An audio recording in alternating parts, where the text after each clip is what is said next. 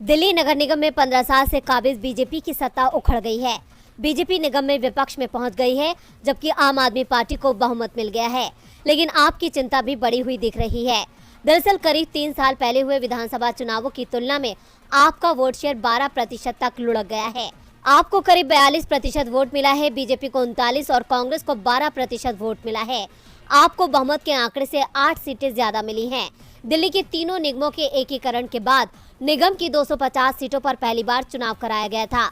4 दिसंबर को वोटिंग कराई गई और आज नतीजे घोषित किए गए। जो नतीजे सामने आए हैं उसमें आपको 134, बीजेपी को 104, कांग्रेस को 9 और अन्य को 3 सीटें मिली हैं। निगम चुनाव में बहुमत का आंकड़ा 126 है, यानी चुनाव नतीजों में आपको बहुमत मिल गया है। आप नेता तो यहाँ तक दावा कर रहे थे कि अब की बार 220 से ज्यादा सीटों पर उनकी पार्टी जीत हासिल करेगी।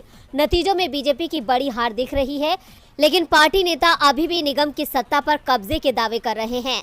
बीजेपी की ओर से दावा किया गया है कि मेयर उनकी पार्टी का ही होगा, जिसके बाद राजधानी में एक बार फिर से सरगर्मियां बढ़ गई हैं। बीजेपी के राष्ट्रीय प्रवक्ता आरपी सिंह ने दावा किया कि बीजेपी का वोट 1% बढ़ा है, जबकि आपका 12% कम हो गया है। निगम में मेयर हमारा ही रहेगा। दरअसल शहरी निकाय चुनाव में दल बदल कानून लागू नहीं होता है। ऐसे में पार्षद किसी के भी पक्ष में मतदान कर सकते हैं। चंडीगढ़ में हुए मेयर पद के चुनाव में बीजेपी को बहुमत नहीं मिला था।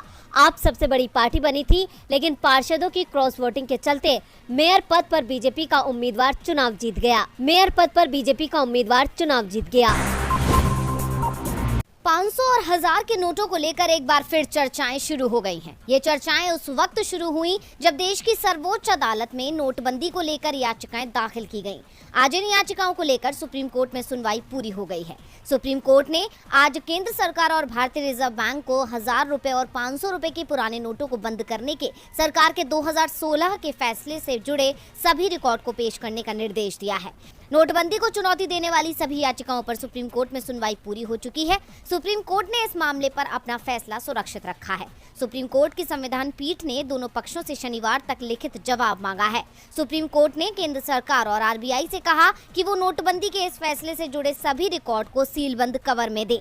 सुप्रीम कोर्ट ने कहा कि केंद्र सरकार के 2016 के नोटबंदी के फैसले को चुनौती देने वाली दलीलों के एक समूह पर अपना फैसला उसने सुरक्षित रख लिया है। न्यायमूर्ति एस.ए. नजीर की अध्यक्षता वाली 5 न्यायाधीशों की संविधान पीठ ने अटॉर्नी जनरल और वेंकट रमणी, आरबीआई के वकील और वरिष्ठ अधिवक्ता पी चिदम्बरम और श्याम दीवान सहित याचिकाकर्ताओं के वकीलों की दलीलें सुनी।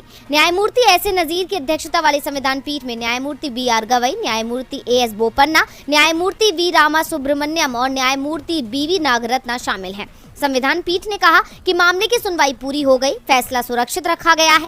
केंद्र सरकार और भारतीय रिजर्व बैंक के वकीलों को मामले से जुड़े रिकॉर्ड पेश करने का निर्देश दिया जाता है, जबकि अटॉर्नी जनरल ने पीठ के सामने कहा कि वो सीलबंद लिफाफे में सभी रिकॉर्ड जमा करेंगे। गौरतलब है कि सुप्रीम कोर्ट 8 नवंबर 2016 को मोदी सरकार की नोटबंदी को चुनौती देने वाली 58 याचिकाओं की सुनवाई कर रहा है, जबकि केंद्र सरकार ने सुनवाई का ये कहकर विरोध किया था कि 2016 की नोटबंदी के बारे में नए सिरे से सुनवाई से कोई फायदा नहीं है।